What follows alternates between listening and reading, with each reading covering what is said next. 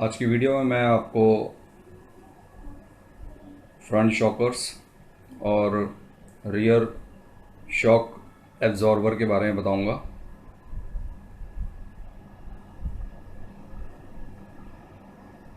ये दोनों में क्या बेसिक फ़र्क है इसके बारे में भी मैं आपको बता देता हूँ। ये किस तरह से काम करते हैं और कितना चलते हैं, क्या इनकी मेंटेनेंस है और किस तरह से आप इसको बेसिक समझ सकते हैं। तो इनके बारे में मैं चलिए आज आपको बता देता हूँ।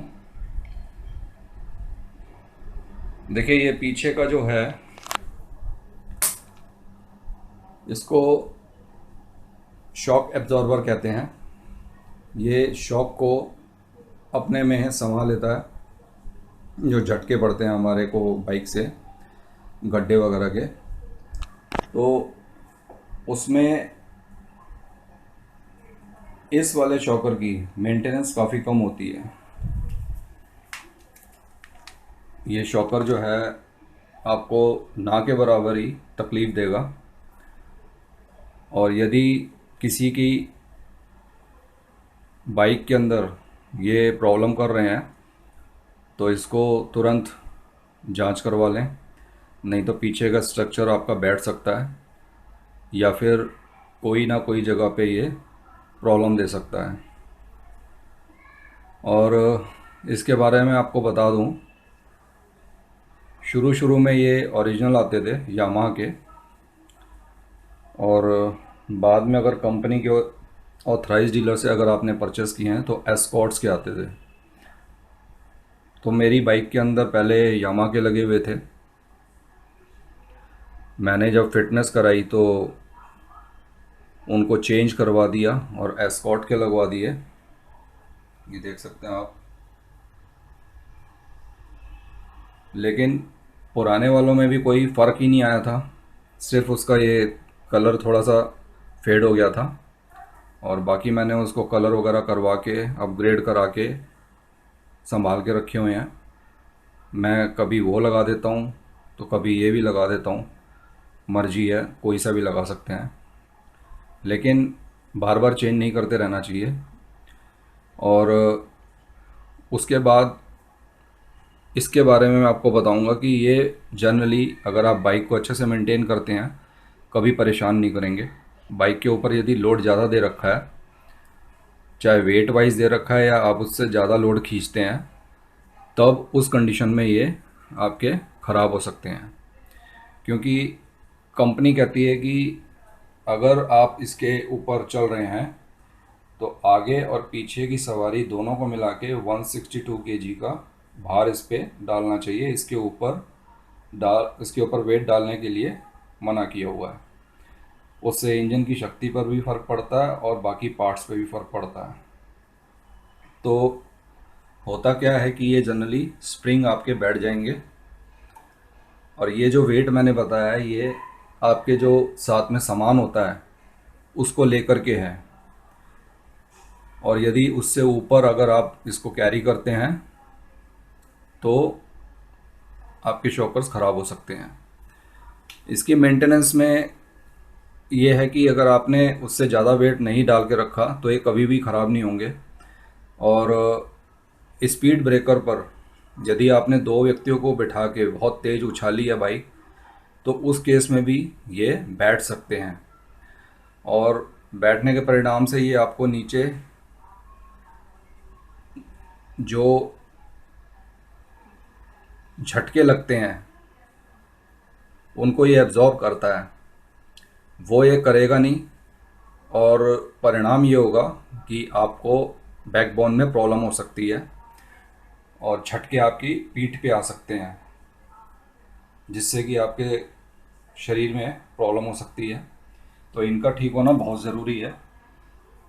इनमें एक एडजस्टमेंट होती है जो कारीगर अपने आप कर लेगा, यहाँ से 1 2 3, तो इस तरह से सेटिंग होती है इसमें, इसको ऊपर नीचे करने की। और जब ये लास्ट पॉइंट पे भी अपना काम करना छोड़ दे तो इसको आप किसी कारीगर को जो अलग से इनको रिपेयर करते हैं और इनकी जांच रखते हैं उनको दिखा लें, और उसके बाद इसमें जो भी कमी है उसको पूरा करवा लें। इसके अंदर ऑयल डलता है लेकिन कम चांसेस है कि वो ख़राब हो, और मैंने तो अभी तक कोई चेंज कराया नहीं है, और जैसे थे वैसे ही हैं और ठीक सर्विस दे रहे हैं। यामा के भी ठीक सर्विस दे रहे थे और ये भी ठीक हैं। बट इसमें ये ध्यान रखने वाली बात है कि आपको ज़्यादा हैवी व्यक्ति को नहीं बिठाना पीछे, और कोशिश ये करें कि 70-75 तक का वेट ड्राइवर का हो और उसी के आसपास पीछे वाले का हो। और इसके अलावा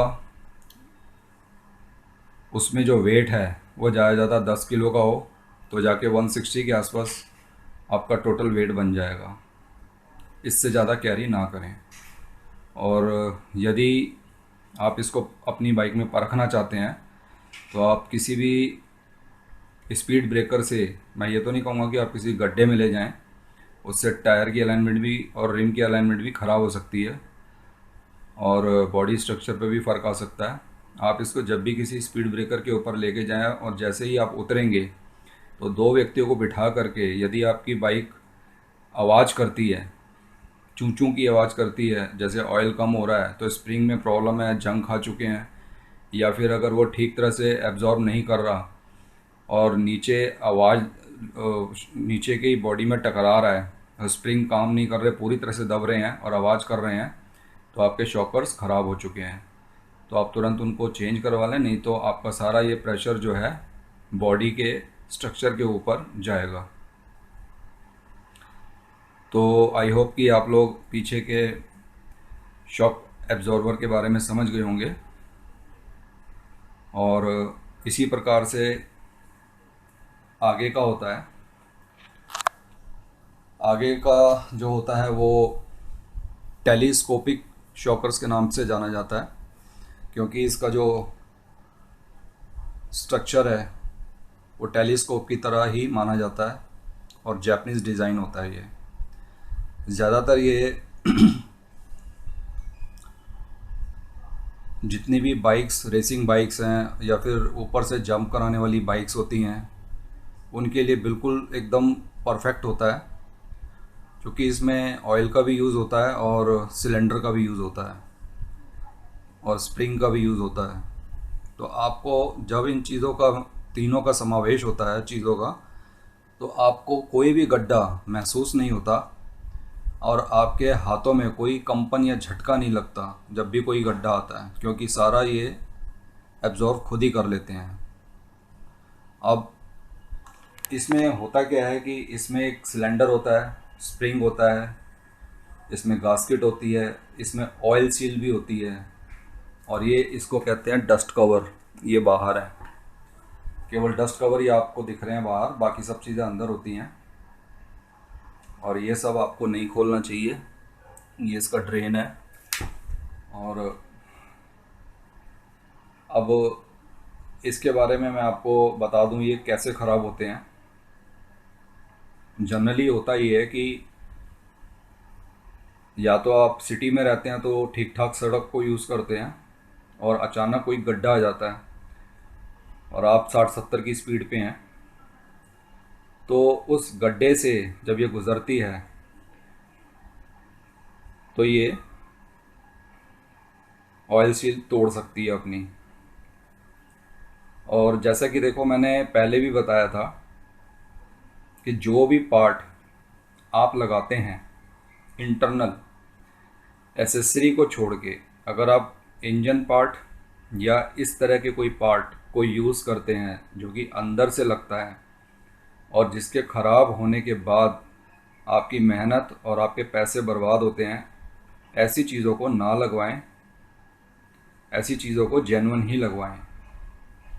यदि आप मेरे अपने एक्सपीरियंस के हिसाब से समझेंगे तो मैंने पूरी लाइफ में इसके अंदर 2 बारी ऑयल चेंज कराया शॉकर्स का। और जब मैंने लास्ट फिटनेस कराई है उसके बाद ये गाड़ी बहुत कम चली है, तो लास्ट मैंने इसके अंदर न्यू ऑयल डलवा रखा है और अच्छे से अलाइनमेंट है, शॉकर्स प्रॉपर अच्छा काम करते हैं और कोई इसमें शिकायत नहीं है। लेकिन मैं आपको ये अपने एक्सपीरियंस से ये बता देता हूँ कि ये ख़राब कैसे होते हैं। देखिए, जब जो जेन्युइन बाइक आई थी और उसमें कुछ पार्ट्स नहीं, बहुत से पार्ट्स लोगों के अच्छे भी आए थे और कुछ पार्ट्स तो उनकी कैलकुलेशन ऐसी थी कि रबर पार्ट्स होते हैं जो ऑयल में ख़राब भी हो जाते हैं और कुछ ऑयल के अंदर डूबे रहने पर भी अपनी क्वालिटी से कॉम्प्रोमाइज़ नहीं करते। वो बने ही ऐसे होते हैं कि सालों साल चलते हैं। तो इसमें कम से कम 7-8 साल तक कोई ऐसी प्रॉब्लम नहीं आई जिससे कि ऑयल सील फट गई हो और तेल बाहर निकल आया हो। तो शुरू शुरू में मेरे कारीगर ने ही कहा था कि इसकी एक सीमा होती है, अंदर ऑयल जो होता है वो काला पड़ जाता है, फिर वो ख़राब होना शुरू होता है, तो इसको चेंज करवा लें। तो उसके बाद उन्होंने ये चेंज किया और बाद में फिर और बाइक चली। फिर हो सकता है उन्होंने ऑयल सील जो है इंडियन लगा दी हो, तो उसमें भी मैंने कभी कंप्रोमाइज़ नहीं किया। मैंने हमेशा ऑथराइज्ड आइटम्स ही लिए हैं और मैं बाहर का कोई यूज़ नहीं करता था तब भी और अब भी। तो वो लगाए फिर उन्होंने और वो भी चले। लेकिन सिम्टम्स क्या आते हैं मैं आपको ये बता देता हूँ। जब भी आपकी बाइक ये ऑयल सील से प्रॉब्लम देगी, अगर आपने काफ़ी टाइम से चेंज नहीं कराया और ऑयल सील फटी नहीं है, तो आप इसको लगभग 10,000 किलोमीटर या 20,000 किलोमीटर के बीच में चेक करवा सकते हैं। और यदि उससे पहले आपको लगे कि इसमें कुछ ख़राबी चल रही है और ज़्यादा वाइब्रेशन दे रही है, तो आप पहले भी चेक करवा सकते हैं। क्योंकि देखिए, ऑयल की क्वालिटी पे भी फ़र्क होता है। मैंने आपको पहले भी बताया, कंपनीज़ ऐसे ही रिकमेंड नहीं करती अपनी बुकलेट में। मैंने कई चीज़ों का आपको पहले भी बताया कि NGK का स्पार्क प्लग इन्होंने रिकमेंड किया हुआ है, जैपनीज़ है पूरा। ये सब चीज़ें परखी होती हैं, उसके बाद कंपनी बुकलेट पे लिखती है। तो वो क्यों नहीं कहती कि भाई दूसरी चीज़ ये व्यक्ति डलवा लेगा तो उन्हें कोई फ़र्क नहीं पड़ता। उन्हें फ़र्क पड़ता है, उनकी जो चीज़ जो ब्रांड है, अगर कोई दूसरी चीज़ लगा देते हैं उसके अंदर तो उसकी परफॉर्मेंस ख़राब हो जाती है।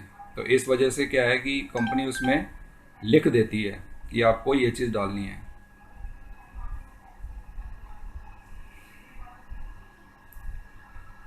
तो मैं आपको बता देता हूँ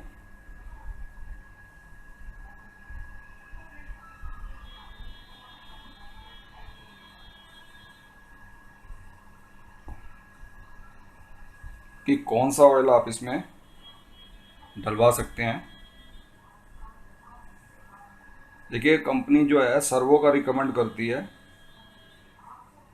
टैली शोकेब के नाम से आता है ऑयल शॉकर्स का, या आप इसका सर्वो का शॉकर्स के ऑयल के नाम से भी अगर कोई आता है तो इसको डलवा सकते हैं।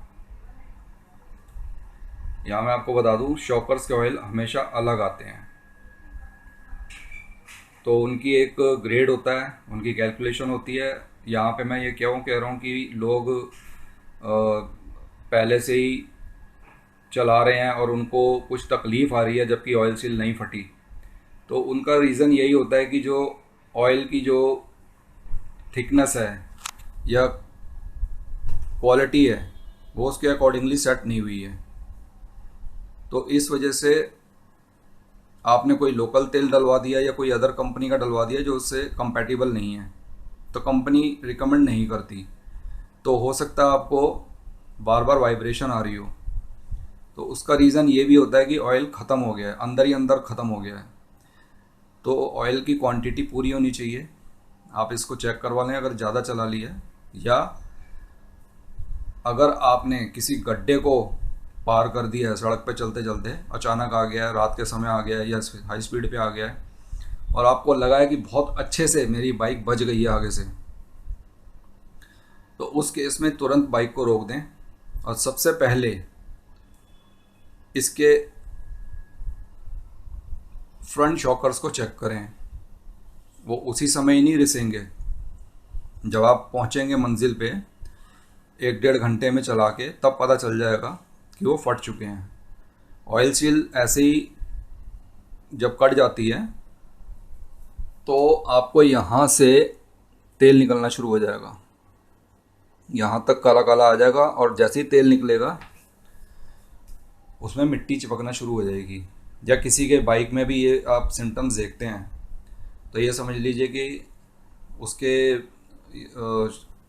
फ्रंट शॉकर्स जो हैं उसमें ऑयल तो चला गया और रिक्वायर्ड है इस वक्त, और वो यदि उसी केस में चलाता रहा तो यहाँ मैं आपको ये भी बता दूं कि आपका बॉडी स्ट्रक्चर जो आगे का है वो सारा दबाव उसी पे लेना शुरू कर देगी बाइक, और आप जो हाथ छोड़ के बैलेंसिंग में चलाते भी हैं कभी कभी, वो उल्टा सीधा हो जाएगा और बैलेंसिंग में गाड़ी नहीं रहेगी, आपको चलाने का मज़ा भी नहीं आएगा। तो तुरंत यदि आपका ये फट गया है ऑयल सील, इसको लापरवाही ना करके तुरंत इसको रिपेयर करवा लें, रिफ़िल करवा लें, और किसी भी तरह की कोई क्वालिटी से कंप्रोमाइज़ ना करें, क्योंकि ये इंटरनल मामला है। क्योंकि अंदर का मटेरियल अगर एक बार गास्केट या ऑयल सील आपने सस्ती लगा दी या लोकल लगवा ली या कोई भी लगा ली, जो मैंने बताया कि वो चीज़ रोक नहीं पाती, साल चल जाएगी, 2 साल चल जाएगी, पता चला सब कुछ ठीक था वही कट गई, तो उसमें होगा ये कि आपका पैसा भी बर्बाद होगा, लेबर भी ख़राब होगी और समय भी आपका बार बार ख़राब होता रहेगा। तो एक ही बार जेन्युइन काम करवा लें और इसको मेंटेन रखें, क्योंकि जब भी आप अपनी बाइक को उछालते हैं तो याद रहे कि ये सारा जो उछाल का वेट है इन्हीं शॉकर्स पे पड़ता है। तो ऐसा ना हो कि आपने कोई घटिया काम करा रखा हो और आपका ऑयल सील फट जाए और आप कम से कम 2-3 हज़ार रुपये के नीचे आ जाएं। तो इसका ध्यान रखें, और ये जो बूट हैं इसके डस्ट वाले ये ज़रूर लगाएं। इस तरह से आपको कवर रखने हैं और ये सारे आपके शाइन करते रहेंगे, इसमें ऑयल बिल्कुल भी नहीं आना चाहिए, तो ये आपको देखते रहना है। तो मैंने आपको इस तरह से आज दोनों शॉकर्स के बारे में बता दिया है। उम्मीद करता हूँ आपको ये वीडियो पसंद आएगी, और किसी भी तरह से आपको अगर कोई क्वेश्चन करना हो तो आप कमेंट कर सकते हैं, मैं उसका जवाब दे दूंगा। और यदि आप मेरे को मेल करते हैं किसी भी वजह से, चाहे परचेसिंग की वजह से, चाहे कोई आस्किंग की वजह से, तो आप एक बार कमेंट में भी बता दीजिए कि, तो उसको भी मैं देख लूँगा। तो thank you for watching this video. Next video के लिए आप इंतज़ार कीजिए, कोई नई वीडियो आपको शीघ्र ही दूँगा। Thanks a lot.